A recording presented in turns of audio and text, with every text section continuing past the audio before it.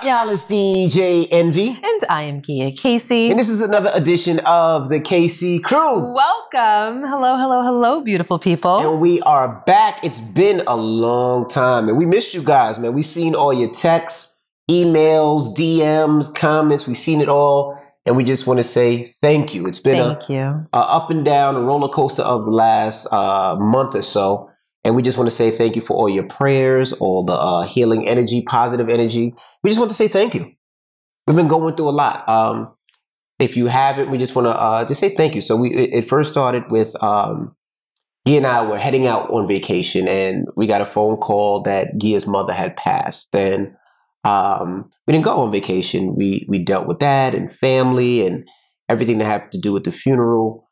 And it was just, it was just one of those things where I would just say it wasn't, I don't want to say planned, but usually when somebody passes, and sometimes when somebody passes, you know when it's coming, right?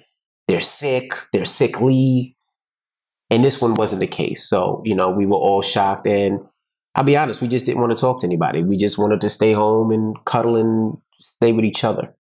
And at the same time, we had the news that Gia is pregnant, even though it doesn't look like it. She looks like she's about 2 weeks pregnant, but she's pregnant. Almost 5 months, right? Almost 6 months? 5 months? Whoa. 4 months? One of them will be right. If you just keep throwing out numbers, one of them will be right. Babies do around November, so just do the months backwards. No, I'm 4 months pregnant. That's what I said. And the baby is due on November 26th. That's what I said. I said November. I said between. And Gia has, she went to the doctor today for the sonogram, and the doctor was like, "Oh, you have stretch marks." You want to show me the stretch marks? I can. If you want me to. Stretch marks. Show me the stretch marks. So this doctor has done my ultrasounds in the past with Brooklyn. Mm-hmm. So she said, "Oh, this time you got stretch marks." I said, "They're not stretch marks." Hold on. Am I still in the frame, Estot? Okay. So if you can see, these are actually lines from a bathing suit when we went on vacation. they're my jacked up tan lines. Yeah, jacked up tan lines. So that kind of resemble. Yeah, they kind of look like stretch marks, right? Kind of, sort of. But it's funny. Gia is the only person I know that gets a pale tan lines. That's not pale, and then it's tan. It's like pale and red. And then that's not tan. That's pale and red. No, that's a tan. That's tan. You call that tan? Rashawn, it's a tan. That's okay. That's a tan. Whatever. That's pale and red. But that was funny. But let's break it down. Let's break everything down. How we found out you were pregnant. Okay. So all right. I just don't want to talk about my mother. I understand. I just want to make it through the podcast. I don't want to. This is positive, so we're not. I don't want to have any tears. Before we do that, I'll say this much. If you guys follow our podcast, if you've been with us for the last couple of years, you know that my mother had dementia. And ultimately her brain just deteriorated to a point where she wasn't able to sustain. So that was the cause of death. And like he said, it was very, very, very unexpected. Mm-hmm. So we'll talk about it at a later date, probably a much later date, so that I can hold it together. I will say this, though. Can I just say one thing about it? Sure. If you're out there, and I know a lot of you have kids, I would say, and this sounds so crazy because Gia and I were so against this, but, plan for the future, right? And the reason I say that, and Gia's mom planned for the future, that's not the problem. That's not the situation. But when she did pass, we didn't wait for an insurance check. We took care of everything, of course. But you don't realize how much things cost, right? And I didn't realize. I mean, not for nothing. This is the first passing that I've had to deal with in at least 20 years, honestly. So I have no idea. Usually, it was just whatever. It was my grandmother 20 years ago.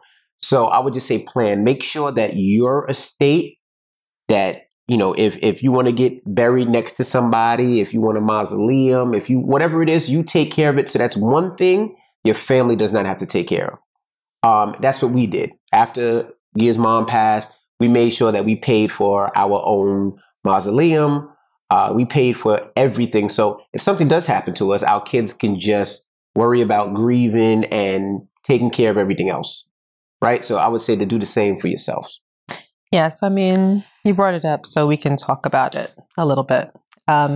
So my brother was under the impression that my mother wanted to be cremated. And I was under a different impression, just based on conversations that we had had throughout the years, maybe speaking about other people's deaths, or maybe after going to a funeral or something like that. But she never actually said.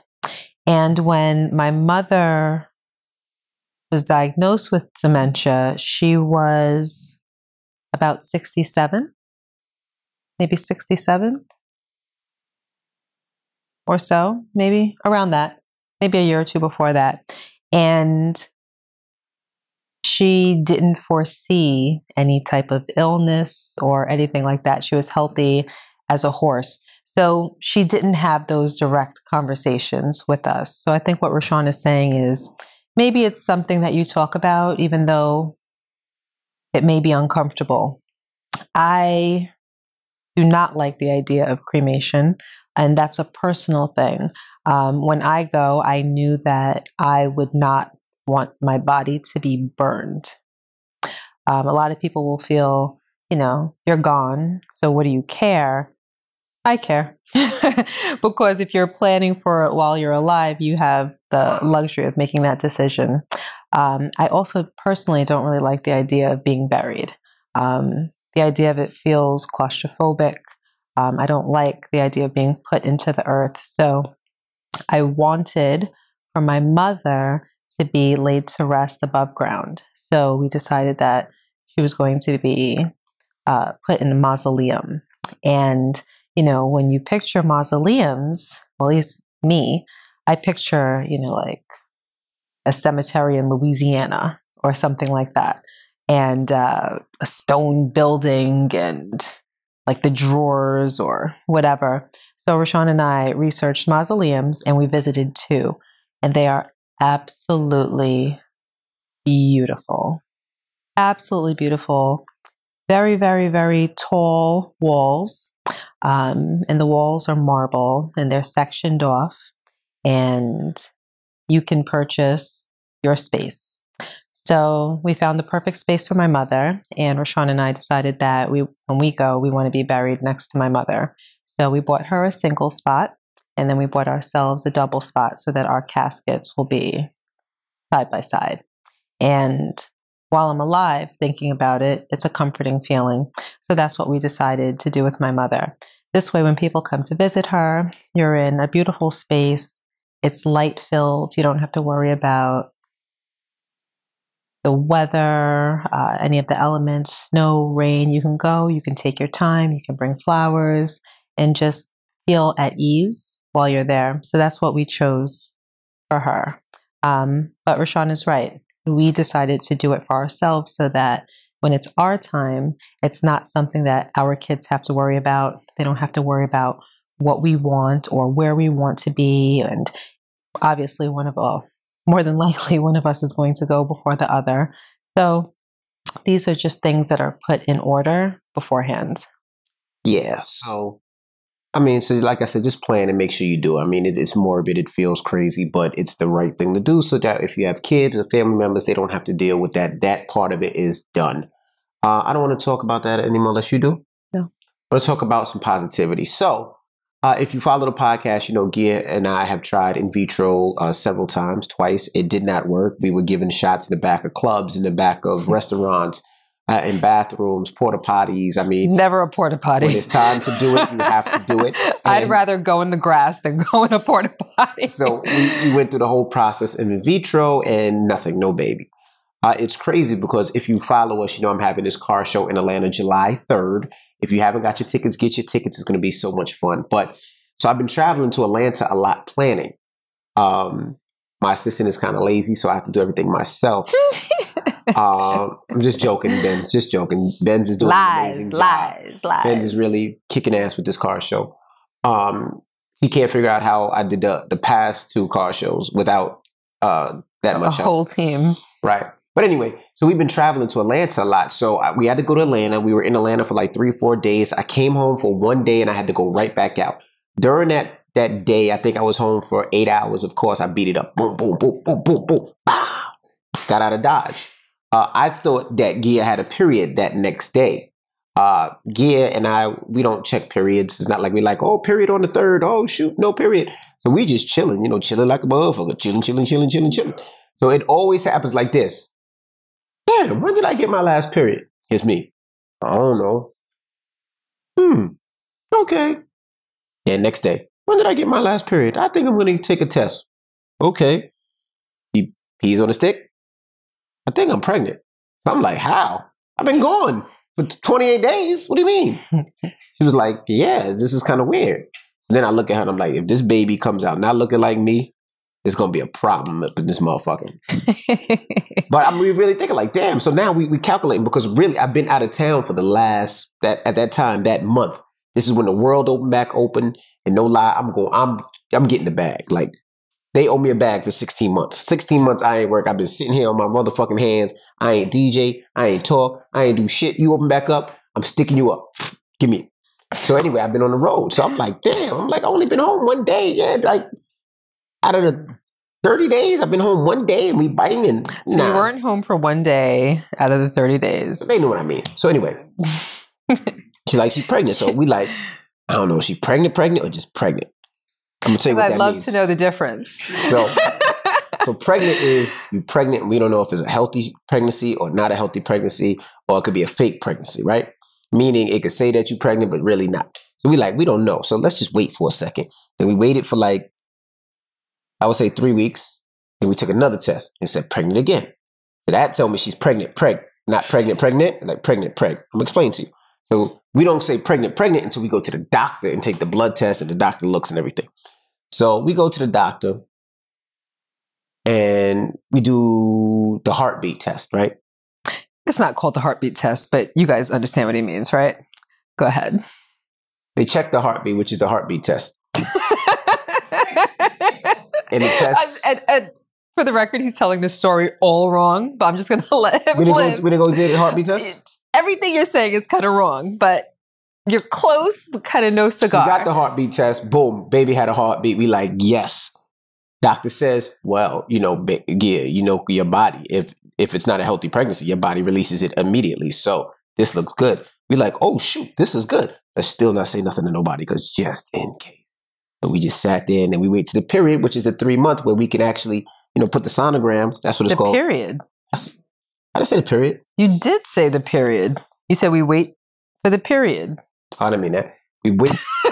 When I meant period, I meant the time. So we wait for the time when we can go to the doctor and see the sonogram. We see the sonogram. The doctor was like, we can't hear the heartbeat.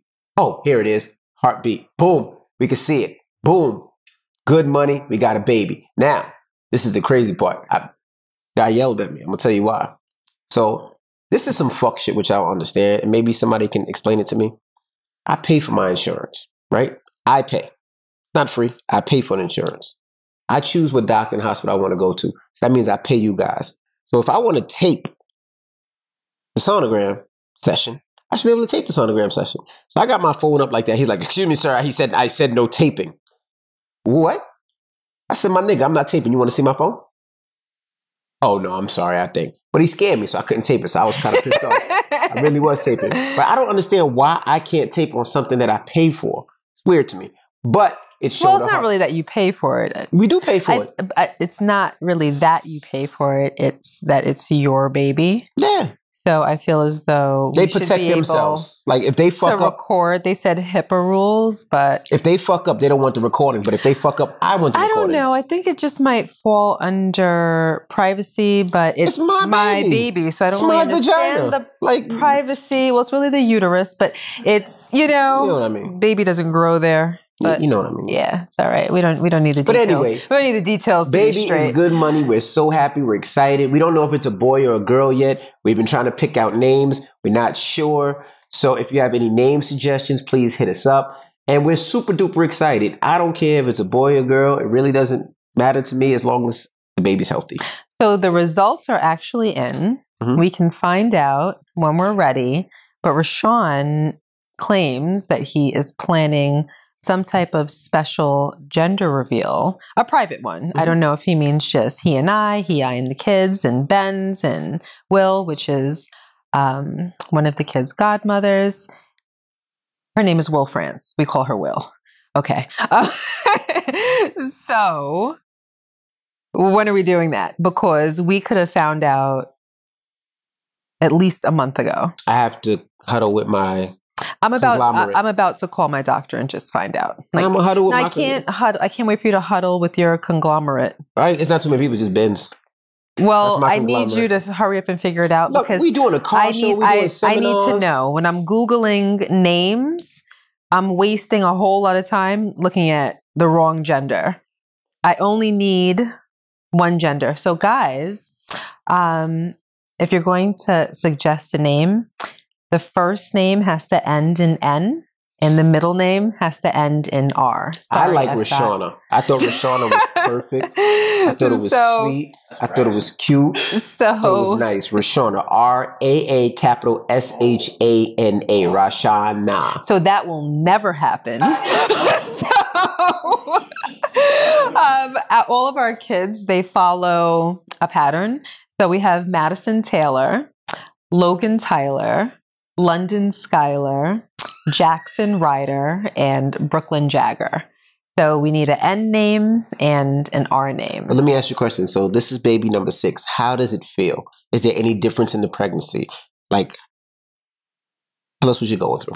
Okay, so my first 5 pregnancies were a walk in the park. Throughout the entire pregnancies, besides getting a belly at about maybe 7 months, I think I popped out for all of them. I felt no signs of pregnancy whatsoever, except sleeping a lot. This pregnancy, when I was in my 2nd month, I had 2.5 weeks of the feeling of complete starvation. And if I ate, I would only feel normal for about an hour. And after an hour, to say that I was hungry doesn't suffice. She ate like a whole football team. To say that I was hungry, like absolutely. Everything. I Bagels. was starving. Chips. And the hunger was causing headaches. Dip. So Avocado. I had constant headaches. And yeah, a lot of avocado, guacamole, Fruit, avocado guacamole. in any form. Oh my gosh, she ate so much. It was. I was Yes. so tired. Like I would bring up something to eat, then I would try to go to sleep, and right before I go to sleep, she'd be like, "This is Gia." Now you like we've been together for a long time. You know what's in the motherfucking cabinet. She'd be like, "What's downstairs to eat?" You know ain't no goddamn food. Because you know down I'm there. just asking you to go get me something. She'd be like, well, I like papaya today. Now you know Not we ain't got no papaya, goddamn mango, papaya. but details Mango. don't matter, right? So, but that's what it is. She would want the weirdest things at the weirdest time. Mm-hmm. And then during that time, I became very, very finicky. And that was the hard part. There were things that I typically loved that would just, the idea of it was just like, ugh, how did I ever used to eat that? Like disgusting. Ew. But then I'd be so hungry. And then I would look in the refrigerator and everything I turned my nose up at. So there were days where I just had to go to sleep hungry because I preferred the hunger over the disdain that I was feeling for everything that was in my refrigerator and pantry. So I slept a lot during those 2.5 weeks, ate a lot, and was finicky. And I never really experienced that. So that was different. But now I'm back to normal. Now you're back to normal. Yeah. How does it feel for the last baby? Baby number 6. This is it. This is the finale. This is the last Grand opening, grand baby. closing. Done, done, done. This baby feels amazing because we really, really worked for this baby. We worked for this baby. Use my word, amazing. Maybe that's what we should call the baby. God Amazing. forbid. God forbid. Amazing Casey. So before we tried in vitro, She just ignored me. we tried for about a year, which basically meant that we had the notion like if it happens, it happens. Not really looking at ovulation and things like that, but if it happens, it happens. We have enough sex. We're sure we're gonna hit our ovulation days. And nothing happened the first year. And then just like Rashawn said, we did in vitro twice and that didn't work.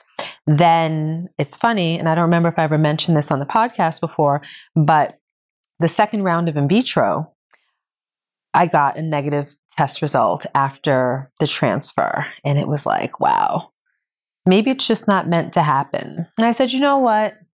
We have 5. 5 is good enough. We're being greedy, and I kind of just let it go.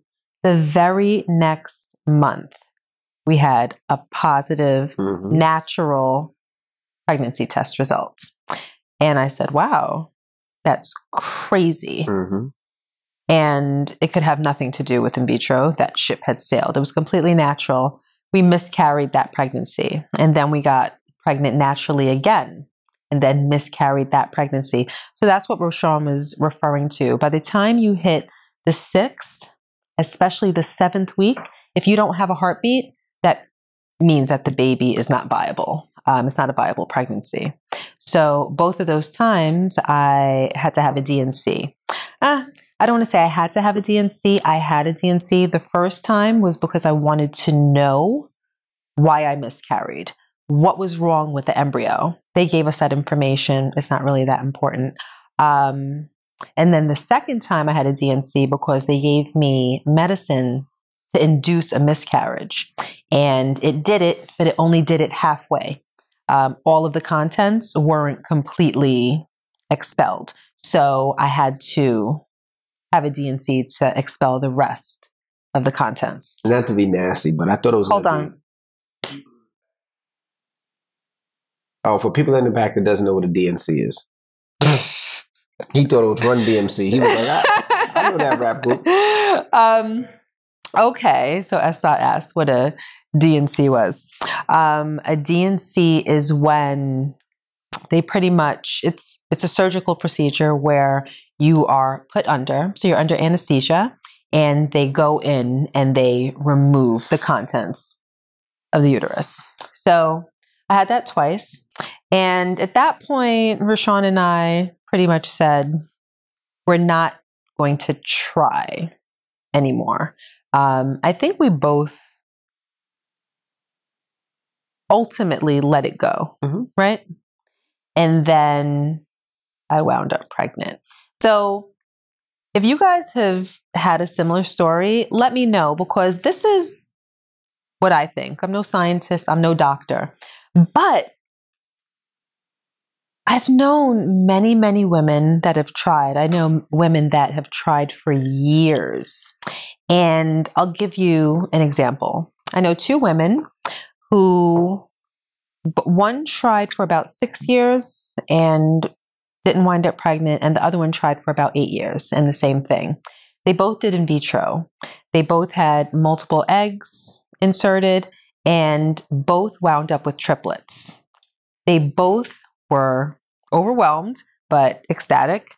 And then they let their hair down. Like, all right, we have our kids. We have more than we ever wanted, more than we expected. We're done. And then both of them, 2 years later, wound up naturally pregnant with a 4th child. And then you take into consideration what happened to me. And like I said a little while ago, many other women. I believe that there is something going on inside women's bodies that may not be scientifically proven, or there may not be any data collected. But I think that when you have stress and you have anxiety, and for some women, desperation associated with trying to get pregnant, it works against you. I don't know if it's a hormonal thing. I don't know if something else is released, but I don't necessarily think that it's just coincidence. I think maybe the desperation releases something that may be preventative or work against getting pregnant, because a lot of women will tell you when you just relax and you don't think about it, or you're not necessarily trying, that's when it happens, you know? And when I went to my doctor finally, because like Rashawn said, we didn't, usually when I get a positive pregnancy test result, I make a doctor's appointment. Like I want a urine test. Further along, I want a blood test. I want all types of verification. This time, we didn't even get excited, you know, when we found out, because we have learned to be cautiously optimistic. So every other time we were jumping around the room, ring around the rosy, you know, just very, very ecstatic. And this time we were just like, all right, well, we'll see what happens. So we didn't go to my doctor until maybe 5.5 weeks, going into the 6 weeks. So the first time that I went, there was a heartbeat. And I was like, okay, that's good, but it may not last. We went the next week, there was a heartbeat. We went the 8th week. I went back every single week. And then that was my fertility specialist. Then he turned me over to the gynecologist because he couldn't see it all the way through, because we didn't get pregnant through in vitro. It was a natural pregnancy. So then he had to turn me over to my gynecologist, who again confirmed the pregnancy. And everyone pretty much said that if you sustain the pregnancy through your 3rd month, the chance of miscarriage is very, very unlikely. So I feel comfortable and confident that this baby will be born. So that is our pregnancy story. Now, let me ask you a question. Okay. We have 3 little ones. Mm-hmm. This new baby arrives. What do you think the 3 little ones are going to think or want or do or feel? Oh, they're going to think that he or she is a toy. No, they're going to be jealous. They're already jealous now. They fight for attention. Yes. But every night, Brooklyn tries to sleep in our bed. Brooklyn will try to jump on me and lay on me for hours. Now, this new baby comes and I'm holding a new baby. I disagree. You think so? Okay. I think that they are going to fall in love with this baby and think that it is a toy. I think for the first month, yes. And then I think for the second month, they're like, nah, fuck this little chick or dude. I want so-and-so. No, I don't think so. Okay. I really think that they are going to fall in love because they're all old enough to appreciate having a new baby in the house. How are you going to handle this new baby? What do you mean? And by the way, Esther said not Brooklyn. And I'm telling you, Brooklyn is going to get jealous. But well, we will see. We'll see which one of us are right. Okay. So how you handle this new baby? What do you mean? How are you going to handle it? I'll pick he or she up very carefully. I will rest her on my lap. I will cuddle her gently. Meaning, are you going to spoil her? Are you going to be on top of her all the time? Yes. Like, what are your things? I worked for this baby. I prayed for this baby. I begged for this baby. I have been on my hands and knees for this baby. Don't make a joke. Don't make a joke. You said it yourself. I have, like, this baby. I wonder if Esther going to continue to talk behind the scenes while we do the podcast. No, we're good. No. Just starts talking behind the scenes. Yeah, no. This baby actually is a sign of the appreciation that I have for all of our children. This baby really makes me realize, not that we don't know how much of a blessing children are, but when you have to fight for something, and like I said, when you pray and you hope and it's constantly on your mind and you go to such measures to achieve something, when you get it, it really does bring on a whole new level of realization for you and appreciate, for me, you know, women that have problems with fertility and that have struggled. You know, I've said on the podcast before that I'm grateful for all of our trials and tribulations, all of our misfortunes, all of the negative things that have happened, because despite the fact that you learn from them and there are lessons attached, right? Mm-hmm.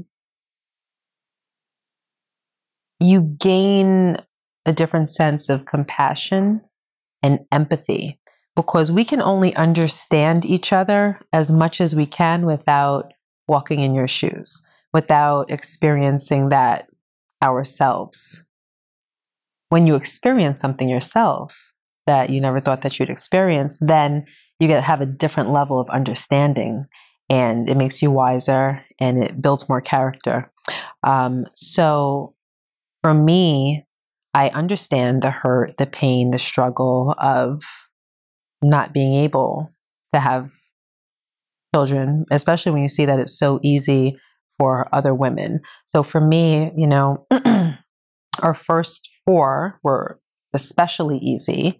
With Brooklyn, I had a miscarriage in between Jackson and Brooklyn. So I gained but then I got pregnant with Brooklyn right away. So that was okay. But then this last part of the journey, I really have a deeper understanding. So there was a positive behind all of that. And then we wound up with what we ultimately wanted. So you get the baby, you get the lesson, you gain more compassion, more empathy. So it's a good way for me to look at it. I just want to ask one more question before we continue on and move on to something else. For people out there that know, they know that you lost your mom, and now you're pregnant with baby number 6. So people would ask, like, how do you heal? It was just our 20-year anniversary. It was just Mother's Day. How does Gia heal? How do you take time out for yourself to just heal? Heal from my mother's passing? Yeah, absolutely. Oh, that's actually a good question. And there is an answer. Of course, you guys watch the podcast. I don't need to tell you how much I absolutely adored my mother. Adore my mother. We were beyond close. Beyond close. When Rashawn and I were in college, my mom didn't really sleep much. She was a little bit of an insomniac. So she would get up for work at about 4:30 in the morning, but she'd be awake at 2:30, 3 o'clock. She might only close her eyes for an hour every night for as long as I could remember. And she always had energy and was up and peppy and whatnot. And I'd be at his apartment, snuggled up with him, asleep, 18, 19, 20 years old. And in the middle of the night, my phone would ring. It'd be 3 o'clock in the morning. And I'd pick up the phone and I'd be like, hello? And she'd be like, hey, Gia, what's up? And I'm like, what's up? Sleep is up. Like, are you on fire? Like, what's going on? That was my reaction the first time, but then that just became a normal thing. My mother would call me at any time of day, at any point, and Rashawn would look at me and be like, and I'd be like, it's my mom. And then I'd be like, I'm going in the living room because I'm going to talk to my mom. And I would get up, get out of the bed, grab a blanket, snuggle up on the couch, and talk to my mom for an hour and a half on the phone. And she wasn't calling me for anything. It was literally for a what's up. And then we would just find things to talk about.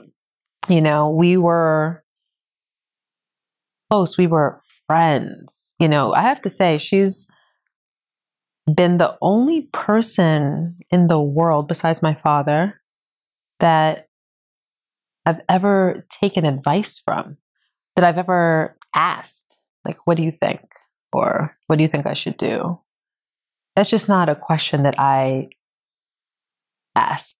For me, I've always figured things out on my own and done what I thought best. But I had that much trust in her opinion. Like, she gave the best advice. She knew what she was talking about, So, stories. A lot about my mother. So when she passed, it was absolutely devastating for me. And it's, for me, I am, I don't want to say it's hard for me to be vulnerable, but it's not a space that I typically exist in, And when it comes to grief, in order to grieve properly, you have to allow yourself to be vulnerable. So I had to get comfortable with that. And that helped me. That helped me. And this baby helped me. So let me put a couple things into perspective for you. So when Rashawn and I got engaged, we planned our wedding about a year out. And then shortly, we made all of our wedding plans, and as far as finding the venue and choosing a date and all of that. And then while we were engaged, I got pregnant. So, and it was early on. It was about maybe a month after the engagement, because once you propose, I think the next week, we ran out and made all these plans, found our venue, everything. And then maybe a month in, I found out that I was pregnant. I was like, or maybe a month and a half, maybe 6 weeks in. And we were so excited. And we said, oh my gosh, you're pregnant. We both adore our mothers. We should get married on Mother's Day. But Mother's Day was just a couple of months away. So when we got married, I was 3 months pregnant on Mother's Day of that year. And then here we are, 20 years later. And on our 20-year anniversary, I'm 3 months pregnant again. So 20 years prior, I was pregnant, 3 months pregnant with my first, and then 20 years later, 3 months pregnant with my last. And at that point, when my mother passed away, it was only Tuesday. So Tuesday, Wednesday, Thursday, Friday, Saturday, Sunday. It was 5 days before Mother's Day. And I said to Rashawn, he has to be laid to rest on Mother's Day. Because not only did we get married because on Mother's Day because I was pregnant, it was also to honor our mothers. And it was just so full circle, if you will. And everything just lined up that for me, it was a must. So to get everything planned and to get everything in order and to get everything perfect for that day was very important to me. Part of my healing process was going through all of that and knowing that my mother could bear witness to it all and be pleased. I knew that she would be pleased with everything that we did. And that actually brought me such happiness throughout the process. That was part of my grieving. So I told Rashawn, I've been telling everybody, I think the baby is a girl. And truthfully, I would have never vocalized that. I would just keep that to myself. But I feel strongly that it's a girl. I feel it. Because up until my mother passed away, everybody would ask me, our close family, what do you think it is? What do you think it is? And I had no feeling. I have no idea. And I usually, with the babies, I've always had a feeling oh, I think it's this, I think it's that, or I think it's going to follow the pattern, girl, boy, girl, boy, girl. And I had zero inkling or intuition. And then once my mother passed, I just got this feeling, could be wrong, but I really, do you, or you still don't know? I don't know. You don't have a feeling? Mm-mm. I have a feeling. So that helps me. I feel as though this baby, regardless of its sex, will have my mother's spirit, and my mother was special. So I'll know early on, so I don't know. I feel as though this baby will be like my mother, have the soul of her. And that's also helping me. And to be honest with you, when people have someone in their life that passes, as one of their loved ones, you never really know what to say because everything that you come up with sounds so repetitive, and even though it's not disingenuous, you may feel as you're wishing them peace, comfort, wishing that their loved one rests in peace, you may feel as though it comes off disingenuous because you know that they heard it 80 times earlier that day. Mm-hmm. But the one thing that has really, to say that it brings me comfort is an understatement. The one thing that really has gotten me through is knowing that my mother is with God. And knowing that even though my mother didn't know exactly what she was going through while she was here because she was that far gone mentally, I know that she couldn't have been truly happy because she couldn't experience her family in the way that had always made her happy. Sometimes she didn't recognize some of us. She didn't recognize me once, and that was devastating. But then, I would come downstairs into the living room, and she would say to me, "Kia, how many kids do you have? There's this one, there's that one, there's the other one. And I think there's more." And I'd be like, "Oh, yeah, so there's this one." I would pull out my phone, like, "This is a picture." And, and then waking up and not really being familiar with your surroundings, not really knowing where you are, that confusion. Sometimes it would turn into depression because you're just unaware of your environment. Sometimes the paranoia. When you're not in your right mental state, I can only imagine the tremendous amount of stress that's involved with that. And that's what my mother was going through. Even with all the love that we showed her and all the time that we spent with her, and I always made sure that she was active. I always made sure that she was doing something. She was always with us. As much as we poured into her, she was not her whole self.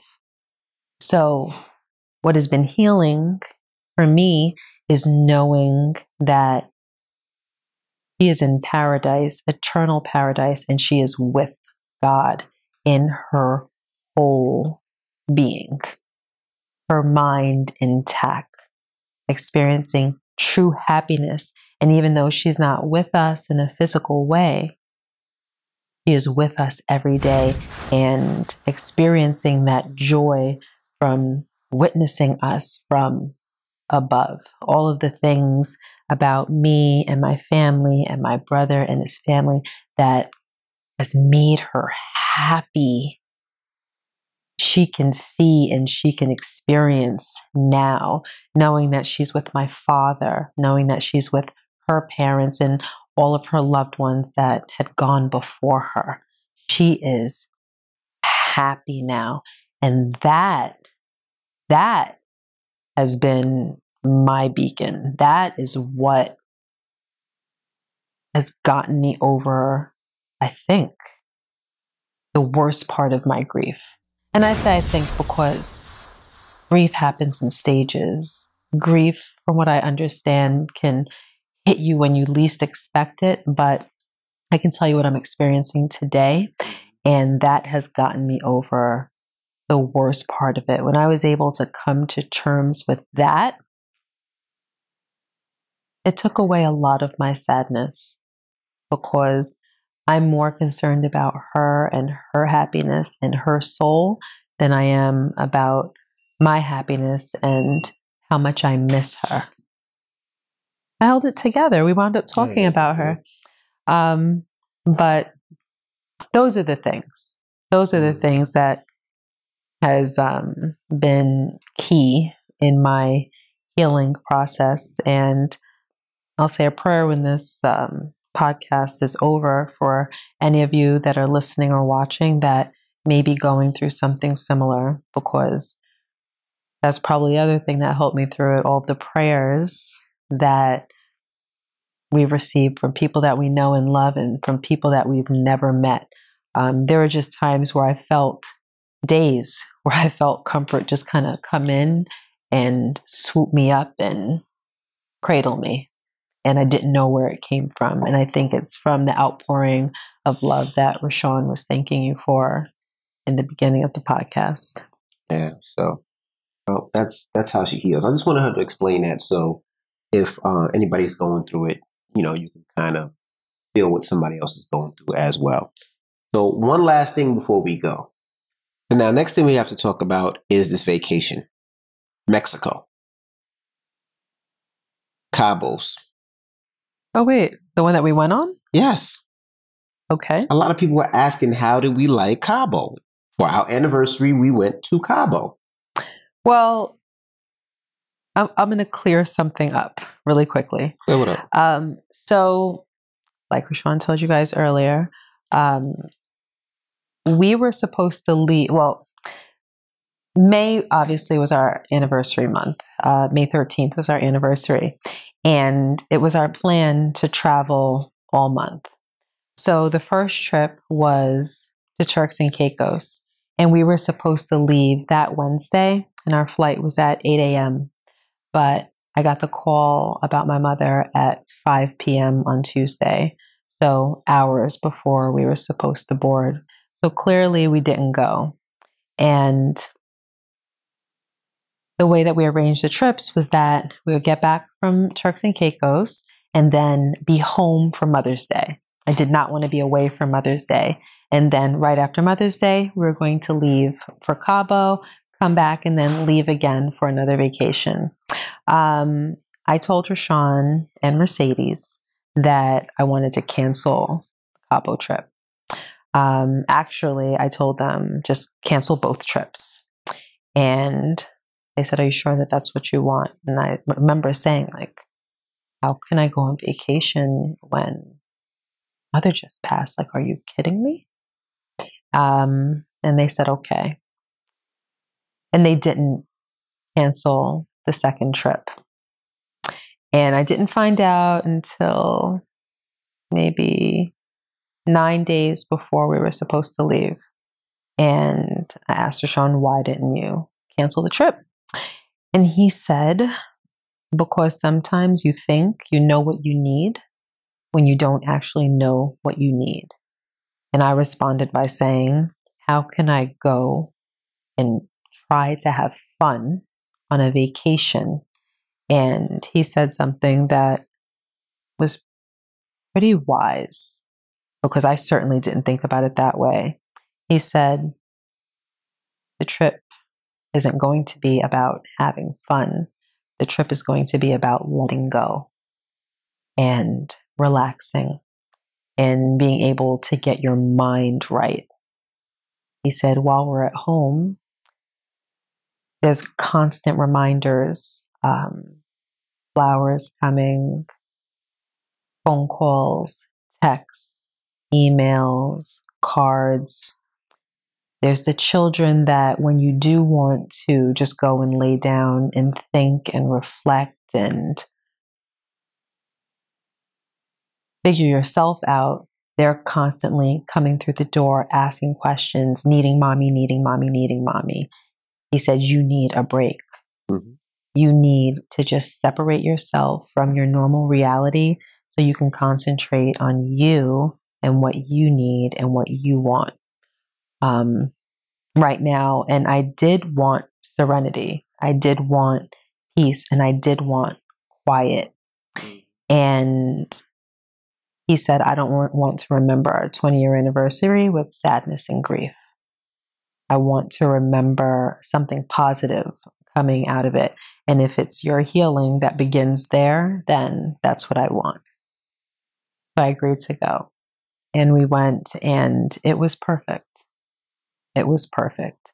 We relaxed, we talked, I was able to reflect, and I had my quiet. Mm-hmm. So to answer your question, Cabo was beautiful. Mm-hmm. Cabo was beautiful. We stayed at 2 different resorts, mm-hmm. So that we could have 2 different experiences.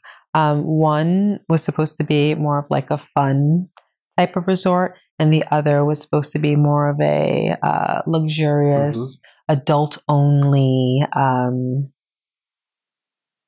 quiet, relaxing type of resort. And one was on the Pacific Ocean. Correct. So even though it was 80-something degrees, 88 degrees, the wind that was coming off of the Pacific Ocean was chilly. It felt to me like it was like 62 degrees, and it was very, very windy. So it wasn't easy to just go outside and lay down and enjoy the weather. A lot of people did, though. A lot of people all laid out by the pool. I'll change that. It wasn't easy for me to go outside. I get cold very easily, and I don't want to be constantly mindful of my hat blowing all over the place, my caftan blowing all over the place, my sunglasses blowing off and getting scratched. Like, I didn't want that. So we spent a lot of time inside the resort, which was beautiful, and that was nice. And then when we went to the other resort, LeBlanc. The first one was Hard Rock. Yeah. So first we stayed at the Hard Rock because it's more like, there's parties and like fun type of thing. Then we went to LeBlanc, and it's on a different body of water. I can't remember. It's on a sea. It starts with a C. I don't remember. Something sea, which is calm.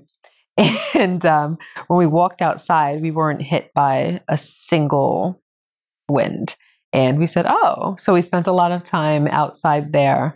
But it was interesting, different locations provided, different outdoor experiences. But we got massages every day. LeBlanc was beautiful with the massages. Everything was so was Hard Rock. Hard Rock, our room was a lot bigger.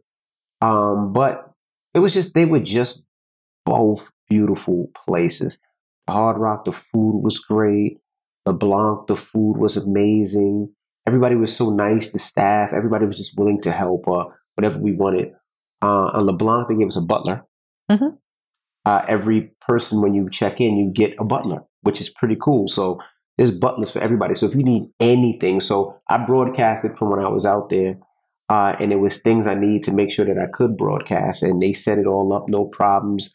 Opened up the private business room for me to do it, which was really, really cool. And we didn't really experience outside of the resorts. We didn't have to. I mean, everything was good. The food was great. They had so many different restaurants. If you like hibachi, if you like sushi, if you like Italian, if you like a steakhouse, they had Mexican. They had a Lebanese restaurant. Yeah, Lebanese. They had so many different restaurants, and the food was tasty. And the food was great. The dessert was tasty. I gained 8 pounds. In that week, I lost it back, but I gained 8 pounds during that time, and it was just a great time. People ask, we'd never been to Cabo. This was our first time in Cabo, and it was just nice and beautiful. It was just one of those vacations where we didn't do much, but that's what was needed. Like, usually we are the runningest people ever. We're on quads. We're on jet skis. When I plan a vacation, you need a vacation after the vacation. Absolutely. Because I set up an itinerary and every hour of every day is accounted for. Absolutely. I want to make sure we have fun. And I'm a daredevil. Like, I want to do fun. Like, I mean, not that this pertains to vacations, but I love roller coasters. There's not a roller coaster I won't go on. I love anything that's thrilling. So like on vacation, like ATVing, zip lining, any type of boat rides. I would love to go hang gliding one day. We've been skydiving before. Like, I like to do things like that. Yeah, but a lot of that we're not doing.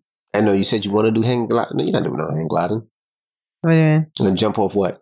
A cliff. That's how it works. Then that big triangular. Then you die. Who takes care of the babies? That's what you're worried about? You're not worried about just the fact that I lost my life? Well, yeah. Well, that's where your mind goes? That too. But, but who's going to take care of the babies? Well, you can figure that out since you're so concerned about it. No, you're going to make me jump with you, so we both going to die. So I mean, you could just watch in video. As long as you get my pictures and my videos and my angles, I'll be happy. So no, you're not hang gliding. But whichever way. So this trip, I didn't want to do any excursions. So we didn't do so much as a catamaran, banana boat, private yacht, like nothing. But they had cool shows. They had we did fireworks one night for our anniversary dinner. They had fire tricks and dancers, and it was just whatever.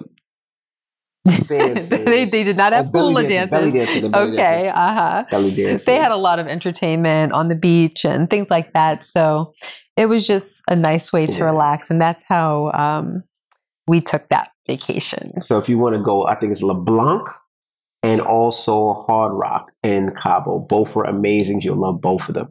But it's time for us to get up out of here. Mm-hmm. And we'll see you guys next week back to our regularly scheduled programming.